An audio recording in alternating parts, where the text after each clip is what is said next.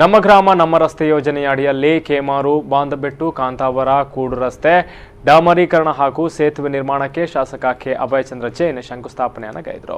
ಸುಮಾರು ₹4 ಕೋಟಿ ವೆಚ್ಚ ಅನುದಾನದಲ್ಲಿ ಮೂಡಬಿದ್ರೆ ವಿಧಾನಸಭಾ ಕ್ಷೇತ್ರದ ಕೇಮಾರು ಸಂದೀಪಾನಿ ಸಾಧನಾಶ್ರಮದ ಬಳಿ ಈ ಕಾಮಗಾರಿ ನಡೆಯಲಿದೆ. ಬಳಿಕ ಮಾತನಾಡಿದ ಅವರು, ಮೂಲಭೂತ ಸೌಕರ್ಯಗಳ ಅಭಿವೃದ್ಧಿಗೆ ರಾಜ್ಯ ಸರ್ಕಾರ ಬದ್ಧವಾಗಿದೆ. ಈ ನಿಟ್ಟಿನಲ್ಲಿ ರಸ್ತೆ ಮತ್ತು ಸೇತುವೆ ನಿರ್ಮಾಣಕ್ಕೆ ಸರ್ಕಾರವು ಅನುದಾನವನ್ನು ನೀಡುವ ಮೂಲಕ ನುಡಿದಂತೆ ನಡೆಯುವ ಸರ್ಕಾರ ಎಂಬ ಹೆಗ್ಗಳಿಕೆಗೆ ಪಾತ್ರವಾಗಿದೆ ಎಂದು ಹೇಳಿದರು. ಇನ್ನು 6 ತಿಂಗಳೊಳಗೆ ಕಾಮಗಾರಿಯನ್ನು ಪೂರ್ಣಗೊಳಿಸುವಂತೆ ಸಹಾಯಕ ಕಾರ್ಯನಿರ್ವಹಣಾ ಅಭಿಯಂತರರಿಗೆ ಸೂಚಿಸಿದ್ದಾರೆ. ಡಾಮರೀಕರಣ, ಸೇತುವೆ ನಿರ್ಮಾಣ ಸುಮಾರು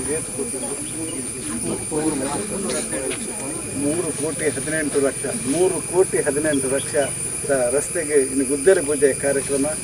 ಈ ರಾಜ್ಯದ ನುಡಿದಂತೆ ನಡೆಯುವ ಮುಖ್ಯಮಂತ್ರಿ ಸಿದ್ದರಾಮಯ್ಯರು ಇದು ಮಲ್ಲ ದುಡ್ಡು ಅನುದಾನ ನಮಗೆ ಒದಗಿಸಿ ಹಿಡಿದಾತ್ರ ಈ ಕೆಲಸ ಪ್ರಾರಂಭ ಮಲ್ಪರ ಸಾಧ್ಯ ಆಂಡು ಐದು ಸಲ ಈ ಊರದ ಜನಗಳ ಪರವಾದ ಈ ರಾಜ್ಯದ ಮುಖ್ಯಮಂತ್ರಿಗಳಿಗೆ ನಾನು ಅಭಿನಂದನೆಯನ್ನು ಸಲ್ಲಿಸ್ತೇನೆ.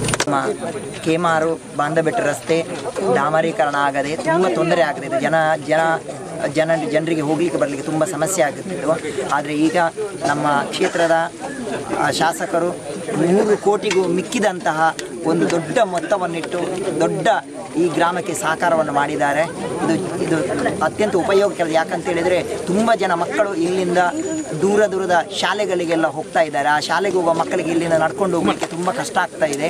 ಆದ್ದರಿಂದ ದೊಡ್ಡ ಒಂದು ಉಪಕಾರವನ್ನು ಮಾಡಿದ್ದಾರೆ. ಈ ಸಂದರ್ಭದಲ್ಲಿ ಕೇಮಾರು ಮಠದ ಶ್ರೀ ಈಶ ವಿಠಲದಾಸ್ ಸ್ವಾಮೀಜಿ, ಜಿಲ್ಲಾ ಪಂಚಾಯತ್ ಸದಸ್ಯ ಕೆಪಿ ಸುಚರಿತಾ ಶೆಟ್ಟಿ, ಬ್ಲಾಕ್ ಕಾಂಗ್ರೆಸ್ ಅಧ್ಯಕ್ಷ ವಲೇರಿಯನ್ ಸಿಕ್ವೆರಾ, ಯುವ ಕಾಂಗ್ರೆಸ್ ಅಧ್ಯಕ್ಷ ಚಂದ್ರಹಾಸ ಸನಿಲ್, ಪಾಲಡ್ಕ ಗ್ರಾಮ ಪಂಚಾಯತ್ ಉಪಾಧ್ಯಕ್ಷ ಲೀಲಾಧರ ಮತ್ತಿತರರು ಉಪಸ್ಥಿತರಿದ್ದರು.